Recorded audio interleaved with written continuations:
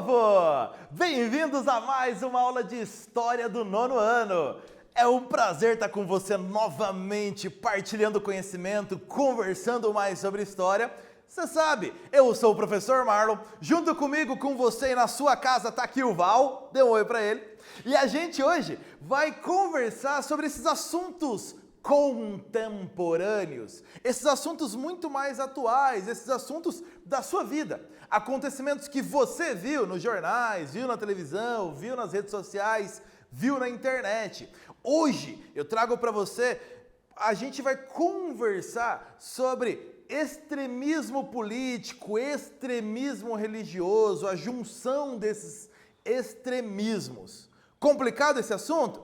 Calma, que antes vai ter uma revisão. Antes, enquanto você se prepara, aquele recado. Tem atividade obrigatória para a aula de hoje. Entre no Classroom, faça atividade obrigatória, garanta sua presença, garanta sua avaliação e fica tudo certo. Você que responde as atividades impressas da sua escola ou os exercícios aqui da aula, marque com a sua escola o melhor momento de entregar essas atividades lá com tranquilidade, segurança, tudo certo. Presença garantida, avaliação garantida. Presta atenção na aula e faz com bastante capricho. Combinado? Material separado? Avisou todo mundo que está começando a melhor aula? Isso aí! Vamos para a aula de História, bebê! E para começar a aula de História, revisão da última aula. Lembra que nós conversamos? Terrorismo? Bora revisar esse assunto. Na última aula nós falamos sobre terrorismo, essa expressão de amplos significados e que nós tentamos aqui facilitar para você. Entender que se refere a atos de violência com o objetivo de provocar medo e terror na população em geral. Ok? Ainda, na última aula nós falamos sobre os ataques de 11 de setembro aos Estados Unidos. Lembra que nós falamos dos ataques ao World Trade Center, ao Pentágono e um quarto avião que acabou caindo.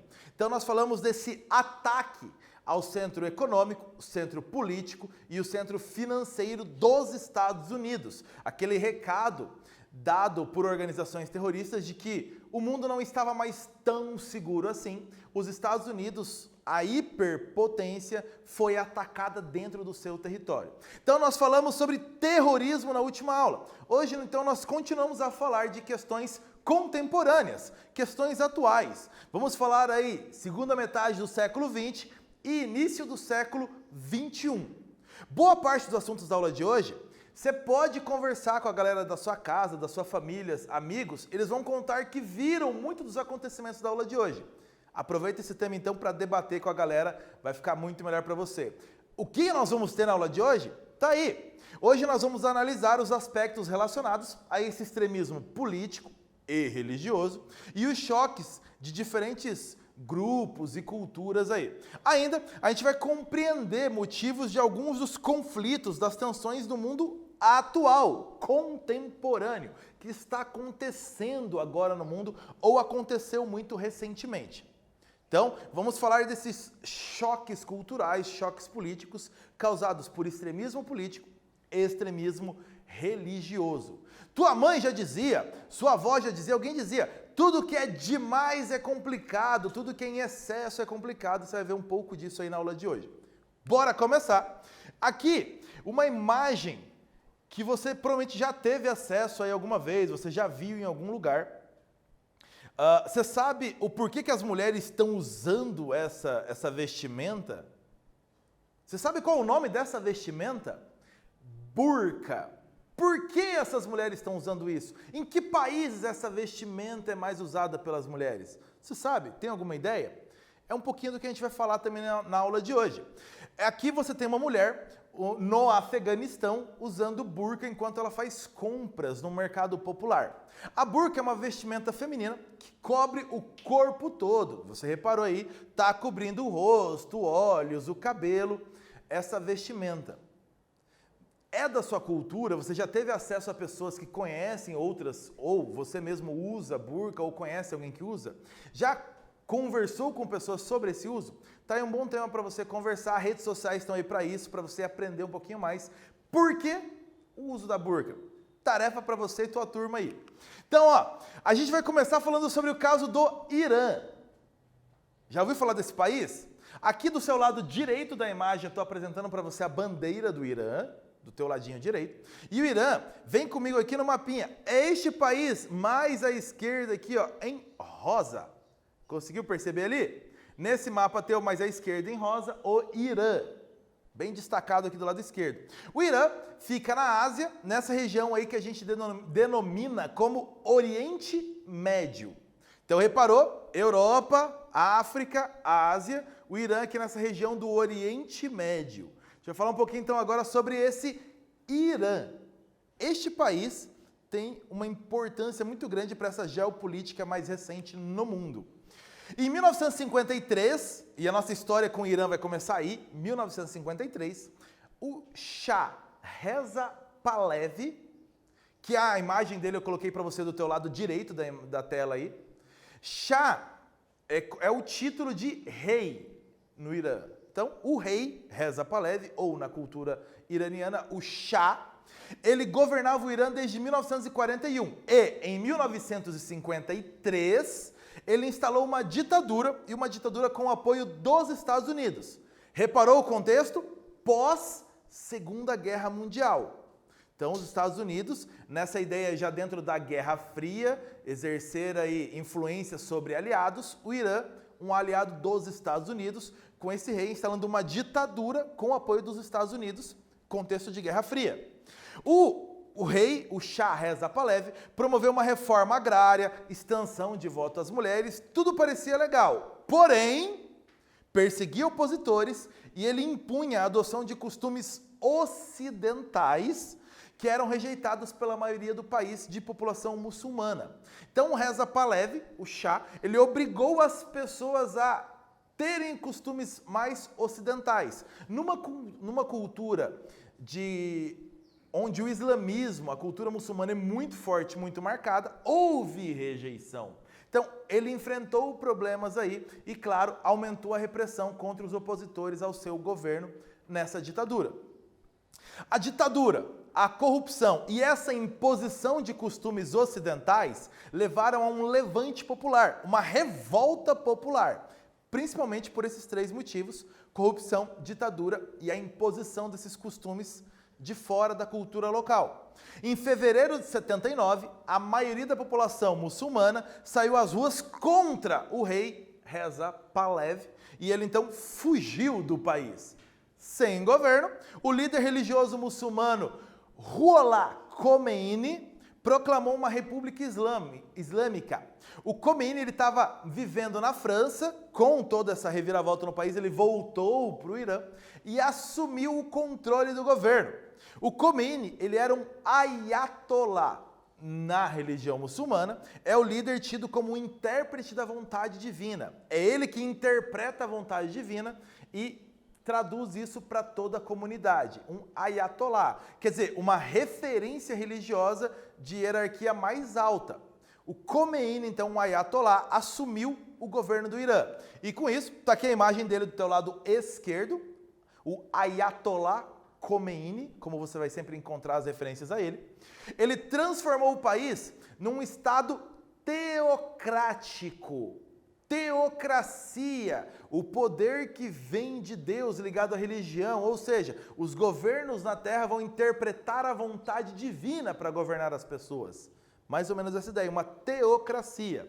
Então, esse governo teocrático, chefiado pelo Ayatollah Khomeini, ele era anti-ocidental, contrário aos costumes ocidentais e radicalmente contrário aos Estados Unidos, que apoiavam o líder anterior, o governo anterior. Então, contra esses costumes ocidentais. O governo dele se baseava na Sharia. A Sharia é a lei islâmica que estabelecia normas para a convivência na vida social e punições para os diversos crimes. Ou seja, o que ia regular a vida das pessoas não eram leis criadas pelos governantes, pelos representantes. Seria a lei islâmica, uma lei religiosa para controlar a sua vida civil.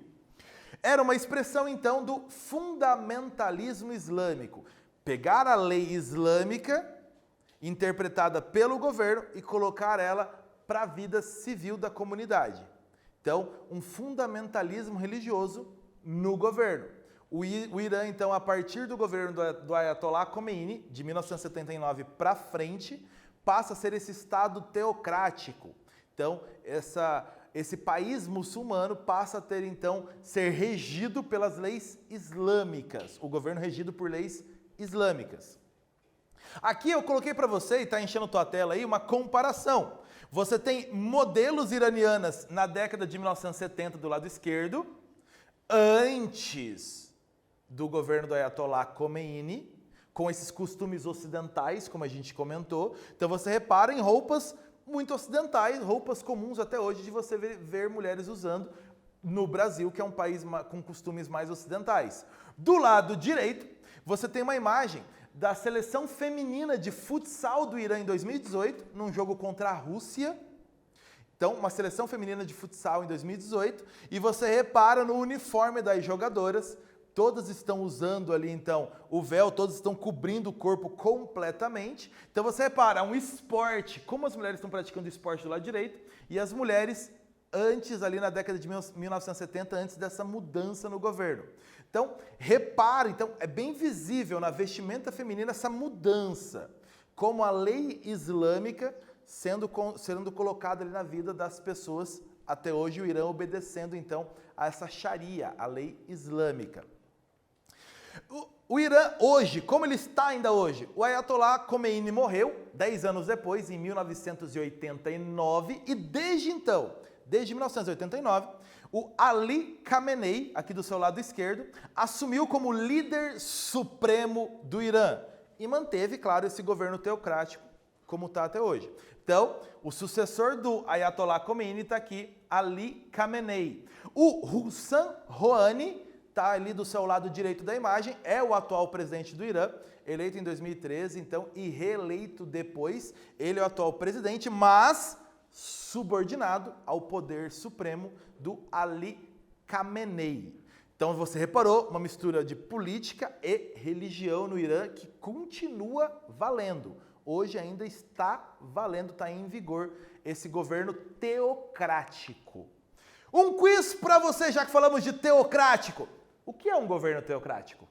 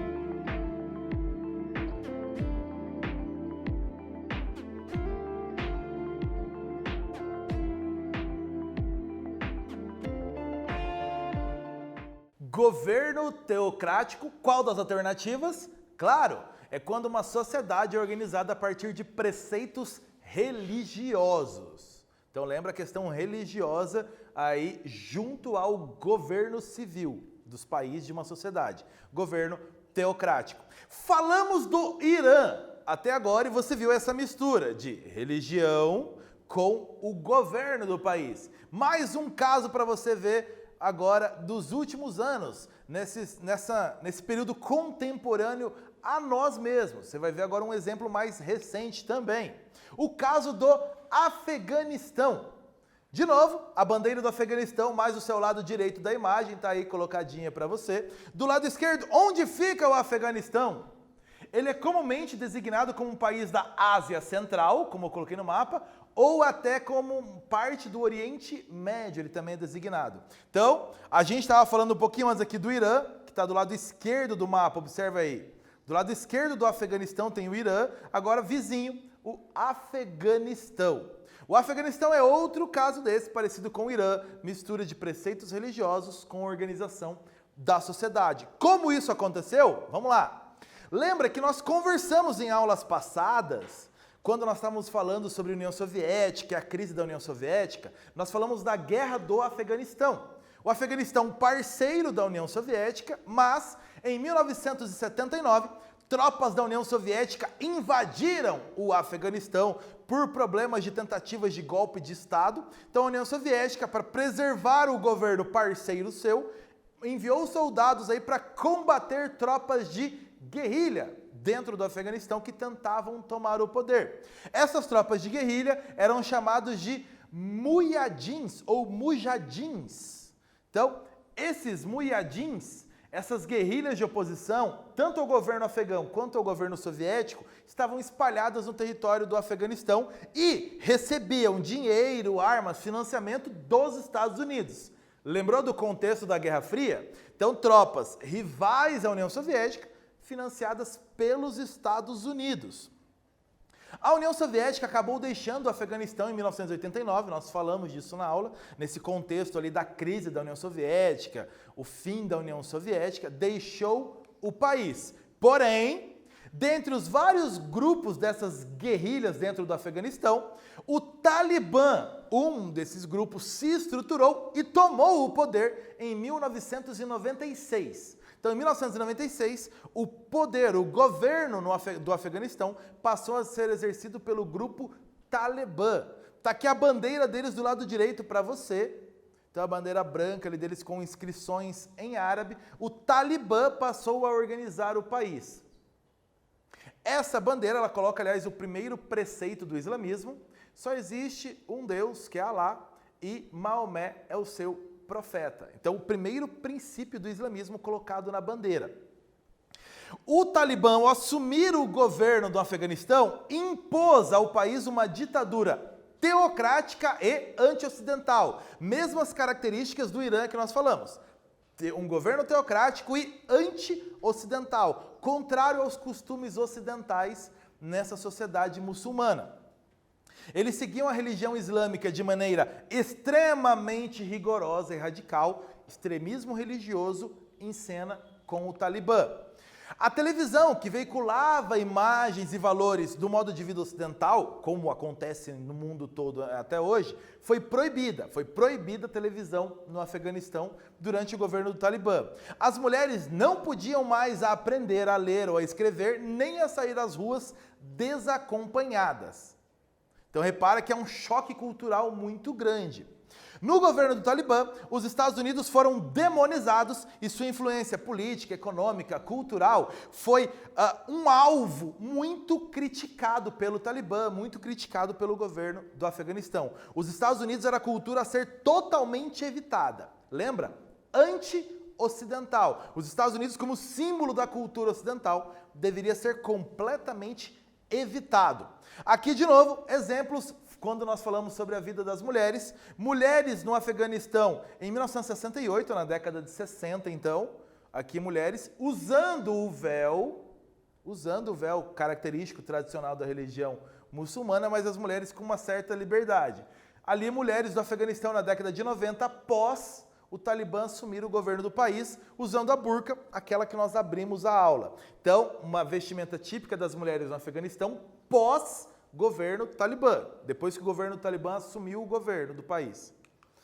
Os Estados Unidos, do presidente George W. Bush, lembra o presidente lá que estava governando os Estados Unidos à época dos ataques terroristas de 11 de setembro, rotularam o Afeganistão, o Iraque e a Coreia do Norte como países do eixo do mal, países a se combater, países que seriam muito inimigos dos Estados Unidos.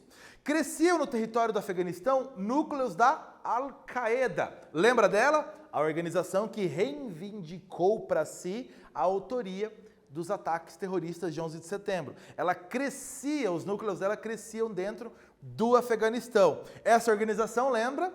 Liderada por Osama Bin Laden.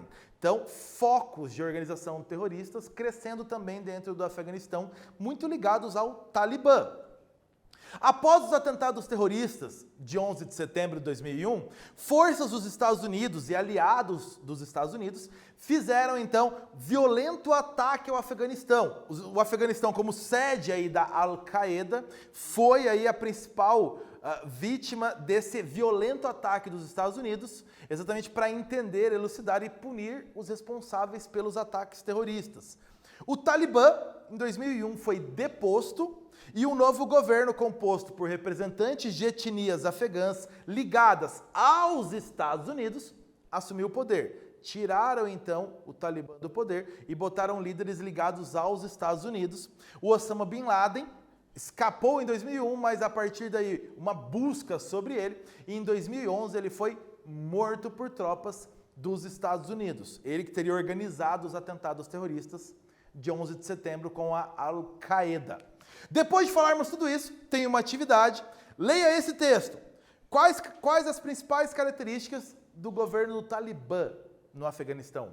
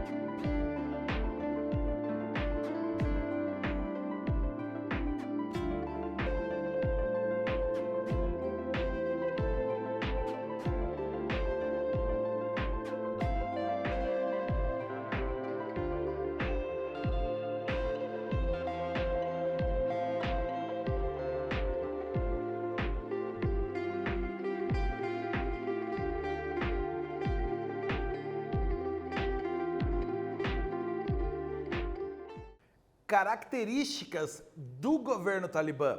Eu coloquei um exemplo de resposta, leia comigo acompanhando, ver se você consegue verificar se você colocou algo parecido com isso. Vamos lá, leia comigo.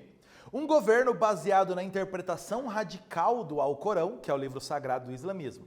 Um governo com características teocráticas. A liberdade foi atingida, a televisão, que veiculava imagens e valores da vida ocidental, foi proibida no país. As mulheres não podiam mais aprender a ler e escrever ou sair às ruas desacompanhadas, e a desobediência às leis religiosas poderiam até ser punidas com a morte. Então você percebe um extremismo religioso misturado à política no Afeganistão. O que você viu na aula de hoje, criança? Irã e Afeganistão, você percebeu mudanças muito fortes no modo de vida a partir do momento em que lideranças religiosas ou com vínculos religiosos extremos, radicais, assumiram o poder e cultivaram em ambos países sentimentos anti-ocidentais. E você viu ainda que no Afeganistão quem tomou o poder foi o Talibã, que surgiu como uma guerrilha antissoviética financiada pelos Estados Unidos e acabou tomando o poder e saiu do poder em 2001 após a invasão de tropas dos Estados Unidos e aliados sobre o Afeganistão como resposta aos atentados terroristas de 11 de setembro. Eu vou ficando por aqui, a gente volta a conversar mais na nossa próxima aula. Obrigado pela aula de hoje, até a próxima, povo! Tchau!